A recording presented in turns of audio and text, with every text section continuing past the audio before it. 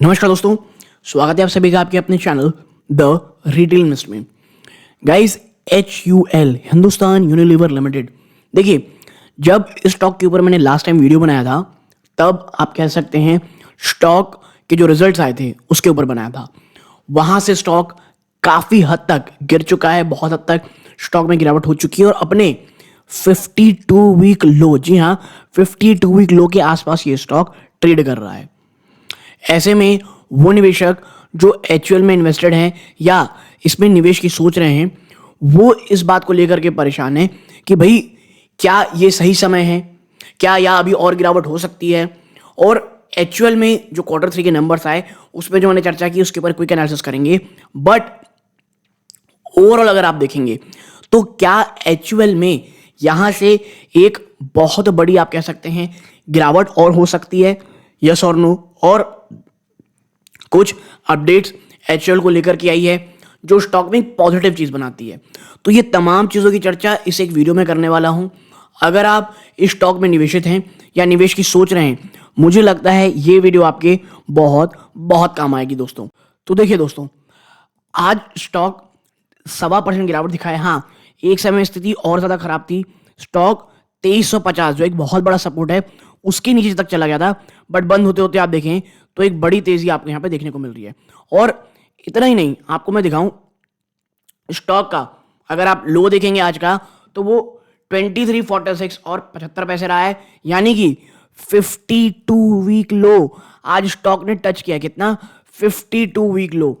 और जैसा कि मैंने पहले कहा कि जैसे इसके रिजल्ट्स आए थे, मैंने एक बात कही थी कि देखिए भैया, स्टॉक जो है ना, जिस प्रकार के नंबर पेश किया था, इसकी जो वैल्यूएशन है 53.68, इस चीज को ना वो जस्टिफाई नहीं कर पा रही थी। Q3 के नंबर जो थे, ईयर ऑन ईयर आप देखते हैं वहां पे, मैं आपको थोड़ी देर में दिखाऊंगा, कोई बहुत ऐसी इंप्रूवमेंट नहीं कि ये शानदार नंबर को इस वैल्यूएशन को जस्टिफाई कर पाते। ठीक है, प्लस जो कमेंट्री थी वो भी काफी हद तक आप कह सकते हैं एक सबड्यूड कमेंट्री थी। तो ऐसे में ओवरऑल निवेशकों का ये कहना, क्योंकि देखिए आपको मैं दिखाऊं स्टॉक जब गिरा है ना, 1 सेकेंड, इसको हम थोड़ा ऊपर लेके चलते हैं।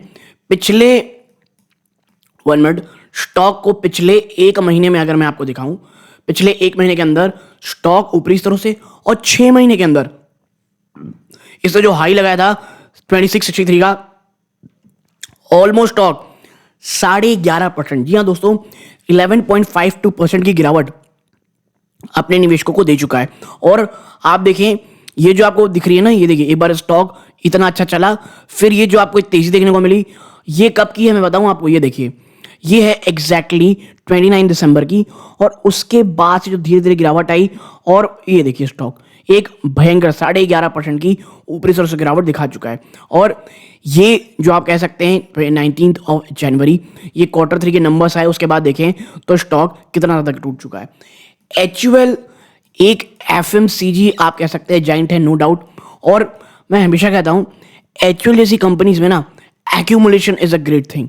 अगर आप मुझसे पूछेंगे कि स्टॉक भैया जब यहां चल रहा था हमें एक्यूमुलेट करना था, फिर ये बड़ी तेजी हुई, अगर आपको सेल करना था करने था, अब जब स्टॉक यहां अचानक से टूटा है तो भाई ये एक्यूमुलेशन का मौका है। क्यों मैं आपको बता रहा हूं, आपको धीरे सुनिएगा।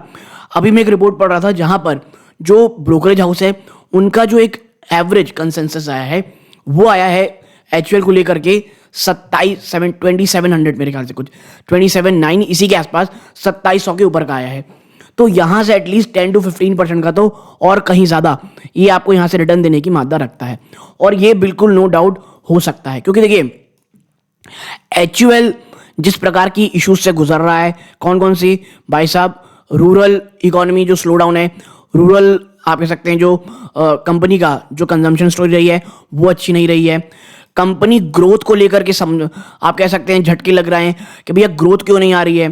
कंपनी लगातार अपने आप कह सकते हैं वॉल्यूम्स को बढ़ाने के लिए, ठीक है, वॉल्यूम्स के बढ़ाने में ध्यान दे रही है, और उसके चक्कर में कंपनी अपने मार्जिन्स को लूज करते जा रही है। मार्जिन को जब मैं कहता हूं ना लूज करते जा रही, दोस्तों ये कोई बहुत बड़ा लूज नहीं है, लेकिन जो कॉस्ट आप कह सकते हैं, जो रॉ मटेरियल प्राइस में जो कमी आई है इन तमाम चीजों में, HUL के प्रोडक्ट्स में, उसका जो पूरा फायदा कंपनी उठा सकती थी वो नहीं उठा पा रही, बल्कि जो निवेशक है उन्हें डिस्काउंट दे करके अपने वॉल्यूम्स, अपने मार्केट शेयर के ऊपर मेंटेन करने की कोशिश कर रही है।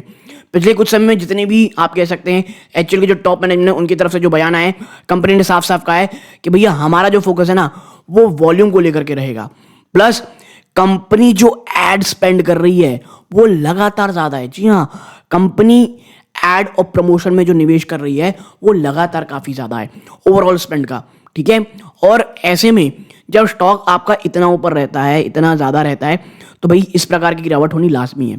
क्योंकि आप एचयूएल हैं, अगर आप उस प्रकार के नंबर शो नहीं करेंगे, उस प्रकार की आप जैसे रिजल्ट नहीं लाएंगे, आप फ्लैट की तरह, जी हाँ फ्लैट जब मैं कहता हूं तो ये फ्लैट रहने की बात नहीं हो रही है, जो फ्लैट तरह के नंबर्स आप शो करेंगे ईयर ऑन ईयर, मात्र 5% की, 6%, 7% की जंप ईयर ऑन ईयर, तो ये तो रिडिक्यूलस है। और वो भी तब हो रहा है, ये आपको याद होना चाहिए, जो दिसंबर क्वार्टर रहता है ये कंपनीज का टॉप क्वार्टर रहता है, क्योंकि festive season this and that सब रहते हैं इसमें, तो इसी कारण कंपनी को देखने को मिल रहा है। हाँ, कंपनी का ये कहना है कि जो आने वाले क्वार्टर्स हैं, ठीक है, आने वाले समय में अगर विंटर अगर अच्छा रहता है, ठीक है, अगर विंटर की जो फसलें वो अच्छी होती हैं तो एक रूरल अपब्रिंगिंग देखने को मिलेगा।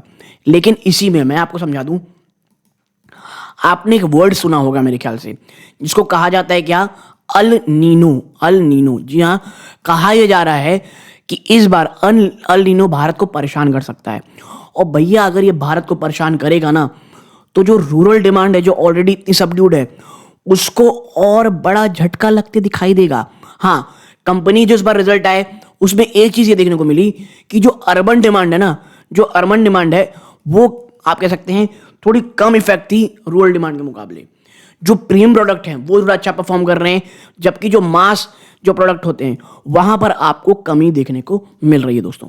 ठीक है, Hindustan Unilever as a whole, मुझे ऐसा लगता है कि बहुत सारी जो ऐसी चीजें ऑलरेडी प्राइस हो चुकी हैं, और यहां से हम सपोज करते हैं भैया स्टॉक और गिरता है, मोर और लेस 10% की, आप मैं कहता हूं 10 to 12% की और गिरावट होती है, मुझे कतई नहीं लगता स्टॉक के लिए 2100 से लेकर के 2000 के लेवल ये स्टॉक कभी तोड़ पाएगा दोस्तों। क्योंकि देखिए, क्योंकि ये बहुत टफ है।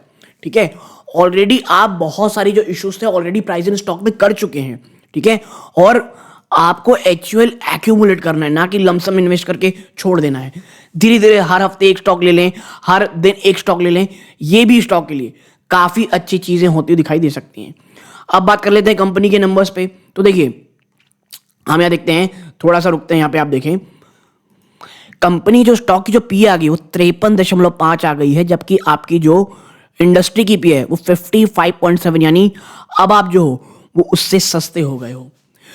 प्राइस टू बुक वैल्यू आप देखेंगे तो अभी भी थोड़ा एक्सपेंसिव है, 10 टाइम्स के ऊपर ट्रेड कर रहा है, मेरे ख्याल से 11-12 कर रहा होगा, ये थोड़ा सा एक्सपेंसिव है। इसीलिए मैं कह रहा हूं अगर यहां से 10-12% गिरावट और होती है तो ये जो प्राइस टू बुक वैल्यू है उसमें भी थोड़ी सी गिरावट आएगी। लेकिन याद रखिएगा ये इंडस्ट्री लीडर है, तो ऐसा कुछ होना कि चीजें बहुत ज्यादा बकवास हो जाएंगी, ये मुझे सही नहीं लगता है। ठीक है, आप इस बार क्वार्टरली नंबर्स देखेंगे ना तो आप क्या पाएंगे, 15,567 करोड़ रुपीस। इससे पहला क्वार्टर 15,623 करोड़ रुपीस। इससे पहला क्वार्टर 15,496 करोड़ रुपीस। इससे पहला क्वार्टर 15,215 करोड़ रुपीस। इससे पहला क्वार्टर 15,597 करोड़ रुपीस। इससे पहला क्वार्टर 15,144 करोड़। 1 2 3 4 5 6 पिछले लगातार 6 क्वार्टर से आपने जो एक जबरदस्त ग्रोथ होती है वो तो आपने दिखाई ही नहीं है। ठीक है, तो आप कैसे एक्सपेक्ट करते हैं कि आपका स्टॉक बहुत ज्यादा ऊपर जाएगा। ठीक है, आपकी जो पी है ना, ईपीएस की, जो आपकी ईपीएस रही है, माफ कीजिएगा, ईपीएस आपकी 10.68 रुपीज, इससे पहले 11.25 रुपए, उससे पहले 10 रुपीज 87 पैसा, उससे पहले 11 रुपए 7 पैसा। आप देखिए तो कंसिस्टेंसी ही देखने को मिल रही है, और वो भी कोई बहुत अप डाउन नहीं है। और इसीलिए मैं कह रहा हूं आपका जो स्टॉक है वो कंसोलिडेट कर रहा है। और ये चीजें मुझे लगता है, मैं आपको पर्सनली बताऊं, मुझे लगता है जो मार्च क्वार्टर होने वाला है ये भी कोई बहुत बड़ा सरप्राइज पॉजिटिव लेके आए, ये मुझे कतई नहीं लगता है। ठीक है, तो ये चीज थोड़ा दिमाग में आप रखिएगा कुछ भी निवेश करने से पहले एक्चुअल में। बट एक्यूमुलेट करना, इट्स अ ग्रेट स्टॉक, एक डिफेंसिव बेट हो सकती है, आपके स्टॉक को, पोर्टफोलियो को ये स्टेबिलिटी प्रदान करता है, ये जरूर से जरूर आप याद रखिएगा दोस्तों। ठीक है, तो एज ए इन्वेस्टर एचयूएल मुझे आज भी पसंद है, बट वो निवेशक जो 2-3 गुना चाहते हैं या जो बहुत अच्छी ग्रोथ में निवेश करना चाहते हैं, उनके लिए एचयूएल मुझे लगता है अभी थोड़ा सा परेशान करते हुए आपको दिखाई दे सकता है। और स्टॉक जो 52 वीक लो टच किया है, उसके बाद निवेशकों का जो मन है आप कह सकते हैं वो एक तो बहुत ज़्यादा ललाहित भी होगा कि भैया पूरा उठा के निवेश कर लें। तो ये चीज़ों को निवेश करने से पहले ज़रूर सोचिएगा। आप यहाँ तक जुड़े रहे, इस बात का बहुत बहुत धन्यवाद। ये सूर्यकांत है। जय हिंद दोस्तों।